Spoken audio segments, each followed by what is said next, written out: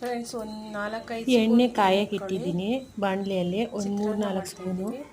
ಆಮೇಲೆ ಒಂದು 3 ಅದಾದಮೇಲೆ ಈರುಳ್ಳಿ, ಒಂದು 3 ಕರಿಬೇವಿನ ಈರುಳ್ಳಿ, ಸೊಪ್ಪು, ಟೊಮೆಟೊ, ಒಂದು ಟೊಮೆಟೊ, ಕಡಲೆ ಬೀಜ ಕಡಲೆ ಬೀಜ, ಮತ್ತು ಸಾಸಿವೆ, ಹಾಗೆ ಜೀರಿಗೆ ಸಾಸಿವೆ, ಇಷ್ಟನ್ನು ಆಮೇಲೆ ರೆಡಿ ಜೀರಿಗೆ, ಮಾಡಿಕೊಂಡಿರಬೇಕು.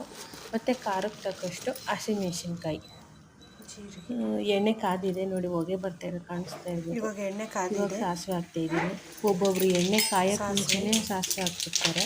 ಆ ಥರ ಹಾಕಕ್ಕೆ ಹೋಗಬೇಡಿ. ಆ ಥರ ಹಾಕಿದ್ರೆ ಇಡ್ಲಿ ಬರುತ್ತೆ. ಎಣ್ಣೆಯಲ್ಲಿ ಸಾಸಿವೆ ಹಾಕಿದ್ರೆ ಚಿಟಪಟ ಅನ್ನಬೇಕು. ಆವಾಗಲೇ ಆ ಫ್ಲೇವರು ಚೆನ್ನಾಗಿ ಬರುತ್ತೆ ಮತ್ತು ಹೆಲ್ತ್ಗೂ ತುಂಬ ಒಳ್ಳೆಯದು. ಇವಾಗ ಜೀರಿಗೆ ಹಾಕಿದ್ದೀನಿ. ಅದಾದಮೇಲೆ ಕಡಲೆಬೇಳೆ ನೋಡಿ ಒಂದು ಫ್ರೆಂಡ್ಸ್, ಇವಾಗ 3-4 ಸ್ಪೂನ್ ಸ್ವಲ್ಪ ಆಗೋಷ್ಟು ಬ್ರೌನಿಶ್ ಆಗಿದೆ. ಮತ್ತು ಇವಾಗ ಕಡಲೆಬೀಜ. ಇದು ಸ್ವಲ್ಪ ಬ್ರೌನಿಶ್ ಆಗೋವರೆಗೂ ಸ್ವಲ್ಪ ಬೇಯಿಸ್ಕೊಳ್ಬೇಕು. ಅದಾದಮೇಲೆ ಈರುಳ್ಳಿ, ಮೆಣಸಿನ್ಕಾಯಿ ಮತ್ತು ಕರಿಬೇವಿನ ಸೊಪ್ಪು ಹಾಕಿದ್ದೀನಿ. ಅದು ಒಬ್ಬಳೇ ಫೋನ್ ಇಟ್ಕೊಂಡು ಅಡುಗೆ ಮಾಡೋದ್ರಿಂದ ಸ್ವಲ್ಪ ಫೋನ್ ಆ ಕಡೆ ಹೋಗಿದೆ, ಏನು ಅನ್ಕೊಳ್ಳೋಕೆ ಹೋಗಬೇಡಿ. ಇವಾಗ ಬೇಯ್ತಾ ಇದೆ. ಇವಾಗ ಸ್ವಲ್ಪ ಉಪ್ಪು ಹಾಕ್ಬೇಕು. ಅದಕ್ಕೆ ಪುಡಿ ಉಪ್ಪು ಹಾಕ್ಬೇಕು. ಕಲ್ಲುಪ್ಪು ಮಾತ್ರ ಹಾಕಕ್ಕೆ ಹೋಗಬೇಡಿ. ಕಲ್ಲುಪ್ಪು ಎಣ್ಣೆಯಲ್ಲಿ ಕರಗಲ್ಲ, ಉಪ್ಪು ಹಾಗೇ ಇರುತ್ತೆ. ಸ್ವಲ್ಪ ಇವಾಗ ತಿರ್ಸ್ಕೊಟ್ರೆ ಅದು ಎಣ್ಣೆಯಲ್ಲಿ ಮಿಕ್ಸ್ ಆಗುತ್ತೆ ಉಪ್ಪು ಮತ್ತು ಯಾವಾಗಲೂ ಅಷ್ಟೇ ಅಡುಗೆ ಮಾಡುವಾಗ ಒಂದು ಸ್ವಲ್ಪ ಹೊತ್ತಿಗೊಂದ್ಸತಿ ತಿರ್ಸ್ಕೊಡ್ತಾ ಇರಬೇಕು.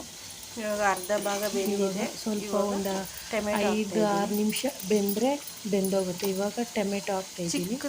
ಒಂದು ಟೊಮೆಟೊ ಹಾಕ್ಬಿಟ್ಟು ತಿರ್ಸ್ಕೊಟ್ಬಿಟ್ಟು ಒಂದು ಸ್ವಲ್ಪ ತಟ್ಟೆ ಮುಚ್ಚಿಬಿಡ್ಬೇಕು. ಆವಾಗ ಅದು ಬೇಗ ಬೇಯುತ್ತೆ, ಸ್ಮ್ಯಾಶ್ ರೀತಿ ಆಗುತ್ತೆ. ಆವಾಗ ಚೆನ್ನಾಗುತ್ತೆ.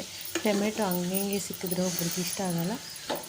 ಸ್ವಲ್ಪ ತಟ್ಟೆ ಮುಚ್ಚಿಬಿಡೋಣ, ಸರಿ ಹೋಗುತ್ತೆ. ಇವಾಗ ಸ್ವಲ್ಪ ಅರಿಶಿನ ಹಾಕಿದ್ದೀನಿ. ಆಮೇಲೆ ನೋಡಿ ಎಲ್ಲ ಬೆಂದಿದೆ, ಟೊಮೆಟೊ ಎಲ್ಲ ಬೆಂದಿದೆ.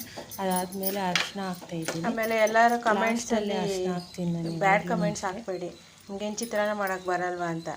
ಗೊತ್ತಿಲ್ಲದಿರೋರಿಗೆ ಕಲ್ತ್ಕೊಳ್ಳಿ ಅಂತ ಮಾಡ್ತಾಯಿದ್ದೀವಿ. ಇಳಿಸೋದೇನೆ ಇವಾಗ. ಕೊತ್ತಂಬರಿ ಸೊಪ್ಪು ಇದ್ದರೆ ಹಾಕ್ಕೊಬೋದು. ನಾವು ಊರಿಂದ ಆಚೆ ಇದ್ದೀವಿ, ಅದಕ್ಕೆ ಕೊತ್ತಂಬರಿ ಸೊಪ್ಪು ಹಾಕೋಕ್ಕಾಗಿಲ್ಲ.